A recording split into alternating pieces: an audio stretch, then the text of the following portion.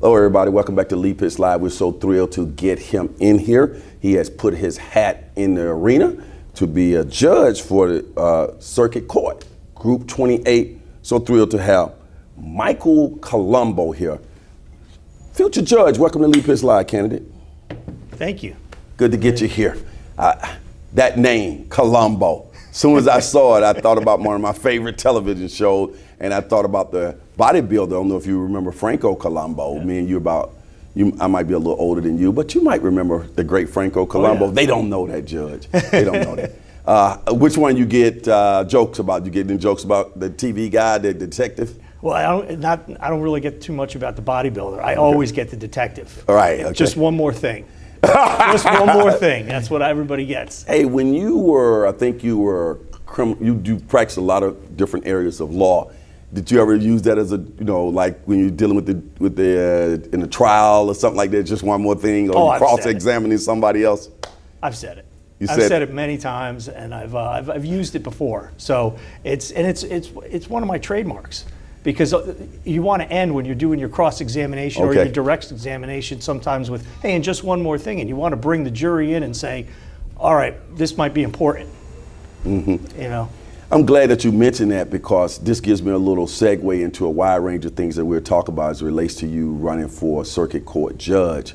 You have an extensive background in various areas of law, and you bring that to bear when you become a sitting judge, wouldn't you?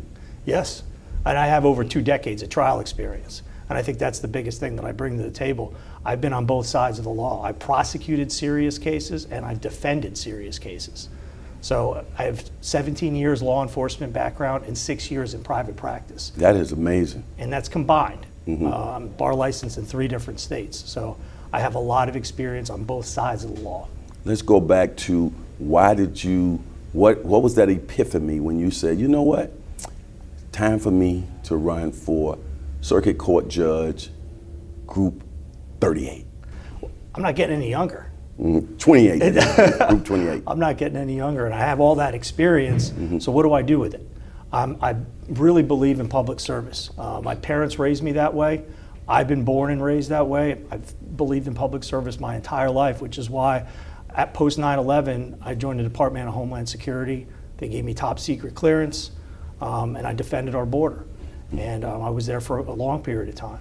So, and then I worked here locally in the state attorney's office for over a decade. So in the 17 years that I've been in law enforcement, that's public service. I believe in giving something back, and my mother always said this to me growing up. What is the first thing the Constitution says?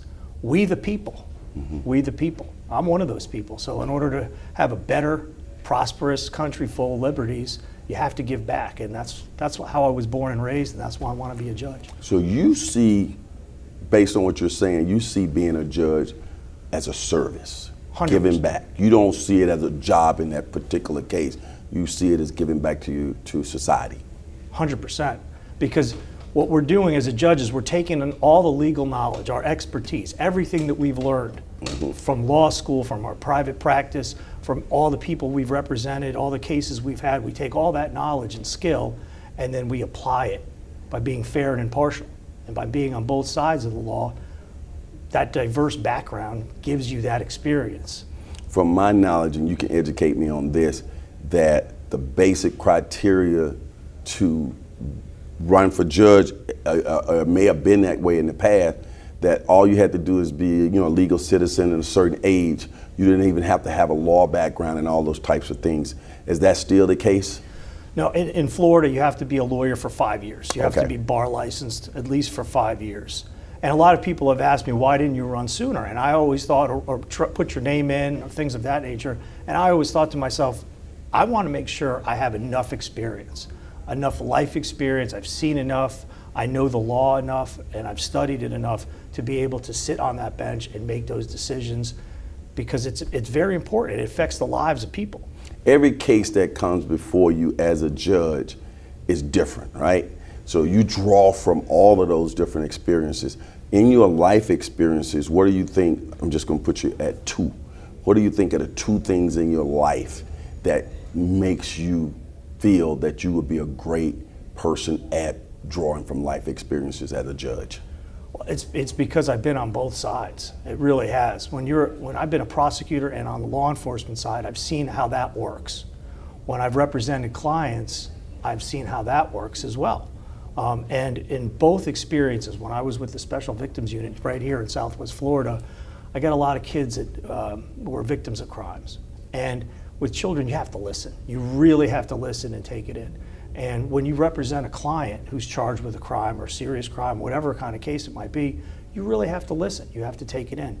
So being on both sides has really made me a good listener to understand what everybody is saying. And I think being a judge, you have to listen. You have to be a good listener to hear what's going on in your courtroom. This whole thing about being neutral, like you say, okay, a judge needs to be neutral, unbiased, blah, blah, blah, blah, blah, have no opinion about anything. Is that physically possible for a human being to be totally neutral?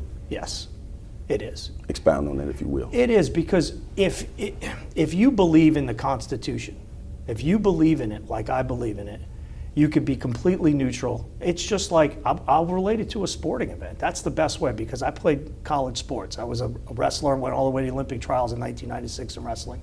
Shout out to the USA. Yeah, doing pretty good right now, right. Getting those medals. They are. See, I'm breaking you up, man. Yeah. Not too serious, not that serious. Go ahead. So That would be Greco? I did freestyle. Okay. Freestyle in 96. Trying to act like I know something.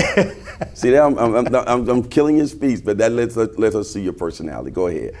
So you were relating it to wrestling. It's like a sporting event, or like Okay. baseball. You know, you take a look, for example, some of our greatest players. You take a look at Babe Ruth and Henry Aaron, right? Home run hitters. Take a look at them. When they come to the plate, right? The other team sees them.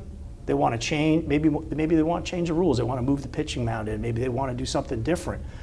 The umpire, his or her job is to make sure everything's fair. It doesn't matter what jersey they're wearing, what their name is. So that's the job of a judge. The job of a judge is to make sure the rules are applied equally across the board, no matter who's there. Let's go back to Group 28. What counties did that consist of, one, and what type of cases comes before a circuit court judge? So there's 31 seats right now. The legislature just passed seat number 32. July 1st, actually, because our population growth here in Southwest Florida is booming. It's getting bigger and bigger. They probably need even more judges. So there's circuit court judge, Group 28 is one of those seats out of the 31 seats. And the person I'm running against is in Naples, but it's anywhere in the circuit, which is Collier, Lee, Hendry, Glades, and Charlotte. So all 5 counties are involved in the circuit court judge race. So everybody in those counties are voting. What types of cases come to a circuit court judge? All criminal felony cases of civil disputes, say $50,000 or more, anything dealing with juvenile, right, dependency, divorce, all the cases that affect the major rights. So, for example, county court would handle misdemeanors, small claims, maybe evictions. Circuit courts handle the higher cases. And for criminal cases, for example, the death penalty kind of cases, everything that deals with felonies. When you're running for judge here locally, is it nonpartisan, or do you run as a Democrat or Republican, things like that? It's a nonpartisan race, 100% nonpartisan. Now, tell our viewers what that means in terms of their ability to cast their vote. So when we're on the ballot, it's not going to have a party designation next to us. And we're not allowed to have a party designation. The state of Florida is very clear on that. We're not allowed to disclose that. We're not allowed to talk about that, because on the ballot, it's going to be nonpartisan, meaning you're not going to see Republican, you're not going to see Democrat, you're not going to see Independent, you're not going to see any type of designation next to your name, because it's a nonpartisan race. What's your thoughts on that? You think that's a good thing or a bad thing? I think it's a great thing. I think it's a great thing because the state of Florida has decided that the person's political affiliation should have nothing to do with their ability to be fair and impartial, because that's a judge's job, to be fair and impartial. It has nothing to do with politics. You'll be on the ballot for the primaries, and what happens there? Do you have to get 50% of the vote plus one to go on to the general, or that's it? The primary is it. Primary is it. Okay. For the local election. So August 20th is a big date for our local community, all across Southwest Florida. So there's going to be a lot of races decided then. So the judges' races will all be decided here. The circuit ones will be decided on August 20th. If I'm a layman sitting here listening to you and say, he sounds like a nice guy, like he could be a judge, but I don't really know what are some things I need to look for in deciding on who I should vote for a judge. I can easily remember that name, Colombo, though. That's a good thing. But just you talking to me, if you were saying, Lee, these are a couple of 3 key things I would look for if I was trying to determine who I would vote for a judge, what would you say those things are? I would say look at the person's life experience. Look at their background. Look at what they've done in their life. And mine's all over my resume. If you look at my resume, it's right on my campaign site, www.colomboforjudge.com. Everything I've done there, my life's an open book. So everything from where I started practicing law to where I'm practicing law now, everything I've done is there. So you want to look at someone's life experience. Does that person have that experience? Do they have practical experience? So the second thing you really want to look for is did that person actually practice this type of law, and what type of law did they do, and did they actually go to trial? Trials are an important part of the system. A lot of the system is handled really very with management. All right, there's a lot of plea agreements on every case, but trials, they're a big deal. They affect someone's life. I've done over 100 trials. So you have to take a look at, hey, I've been on the ground floor. I understand how a trial works on both sides, prosecuting, being a plaintiff's lawyer, as well as defending someone. So I think that's very important. And I think the last thing you want to look at is what's their background in terms of what they believe in. I'm on the Florida Bar Professional Ethics Committee. I believe in integrity. I believe we should be transparent, we should communicate with each other, and integrity is paramount. What are the most impactful cases that you've dealt with, and why? Oh, I've had 2 if you want to, or just 1. I've had a lot. I mean, I argued to the Connecticut Supreme Court when I was up there. When I was here, I handled so many cases involving children, some of which went to prison, multiple life sentences. Our law firm represents some people involved in the January 6th event up in Washington, D.C., because we believe in people's constitutional rights. So our firm had traveled up to Washington, D.C. What's the name of your firm? Suarez, Rios, and Weinberg. Will you continue with your law firm once you become a judge, or you have to get rid of that? No, I'd have to leave being a lawyer. I'd have to leave the law firm. I know they'd be sad to see me go, but yeah, I'd have to do that. All right, continue. You were talking about that case. So I've had a lot, and one of the biggest cases I've ever worked on in this community. It happened right here in the Dunbar community, and I've got to know him very well over the years after this has happened because of the unfortunate tragedy. It's Pastor Tony Bridley's son. He had 2 twin boys, and they were both working at McDonald's several years ago, and one of the boys made it home, made it to the girlfriend's house, and the other boy did not. And Pastor Bridley was out all night, worried, looking for him, and he... Something with a bicycle, if I recall. Go ahead. Yes, and so the police, because he was 18 years old, well, let's see, let's wait until the morning. Pastor Bridley knew this was unlike his son. So he walked the bike path from where his son worked for McDonald's. Really? And he found his son buried on the side of a road in a ditch with palms on him. And when he was there, Fort Myers Police was there as well, because Fort Myers Police did an excellent job in starting putting everything together. Around the same time, the person who was involved in this reported their car stolen. Another officer found the car not too far away with smoke coming out of it. He was trying to burn the car, explode the car, get rid of the evidence. And another officer was talking to this person. His name is Daniel Longoria, who's been since convicted. He was the state of Florida versus Daniel Longoria. And he was reporting his car stolen. At the same time, they're finding the car not too far away with smoke coming out of it, ready to be blown up. He tried to blow up the back of it by starting fire inside of it. At this time, Pastor Bridley's also finding his child buried in those palm fronds, where they stripped all of his IDs, identification, threw his shoes, dragged his body for a period of time so that they could bring it someplace and try to cover it up.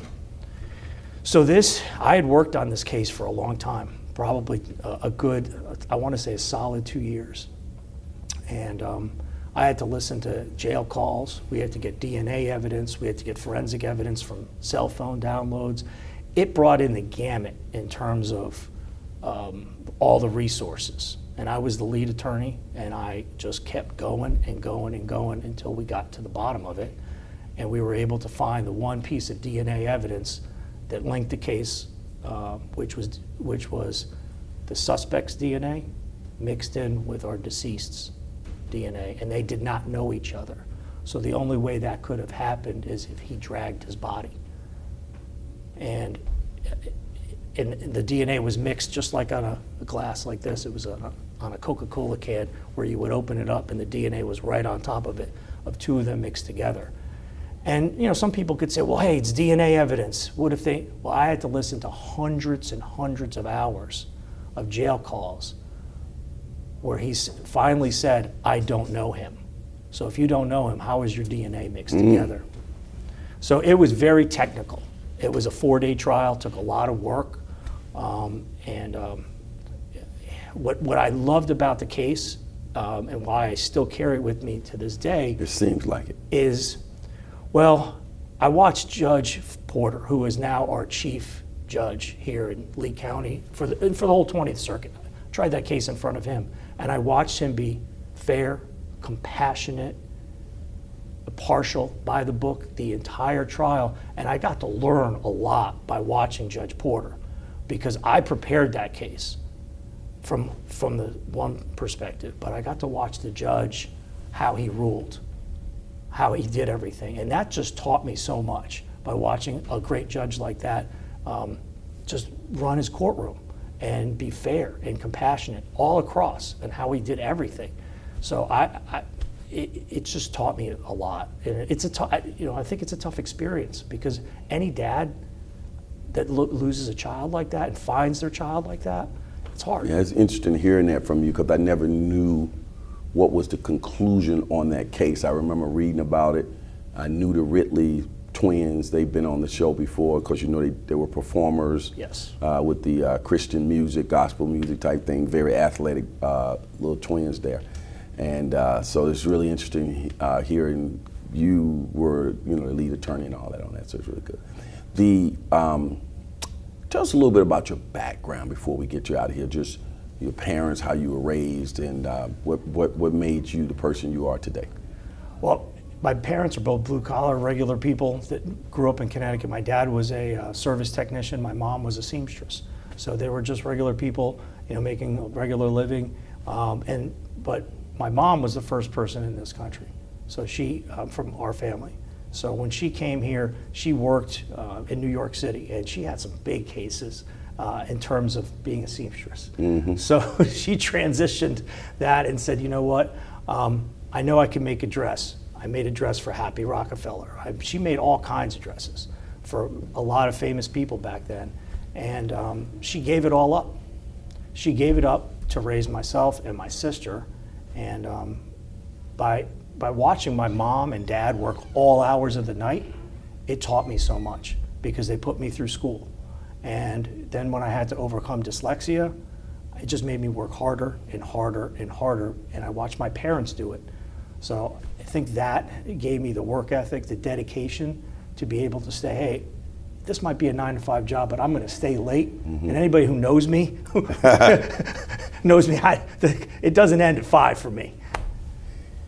When people vote for candidate Colombo, what are the two main things that they know that they're going to get as a judge? The two things you're going to get fairness, and you're going to get impartiality. 17 years ago, my oldest son was born, and my brother-in-law, who's a lawyer in Miami, died of leukemia. him and I would talk about justice all the time. We would talk about fairness. We would talk about cases, the Constitution, because we're really into it. We live it, believe it. And when he died, my oldest son, when he was born, I wanted to name him after him, Daniel. My son's middle name on his birth certificate, Lee, is Justice. That is his middle name on his birth certificate. So justice is what I believe in. I believe in justice for all. But candidate Colombo, it's been a pleasure having you here on the show. I want you to give that phone number and also let people know that they can, that website, and let people know that they can, and let people know how they can find you on social media. At www.colomboforjudge.com. And I'm also on Facebook. Go ahead. Michael Colombo for Circuit Judge. Okay. Let's bump you out. As the saying goes on this particular show, for those who say it can't be done, they're usually interrupted by those like this fine candidate who are doing it. And remember, Miami might have the oranges, but Circuit Court candidate Colombo has got the juice. He's got the juice. We'll be right back. Lee Pitts Live is a Lee Pitts Enterprise production. Hello everybody, this is Lee. I'm so glad that you watched that particular show. And if you enjoyed that show, we got other shows like that.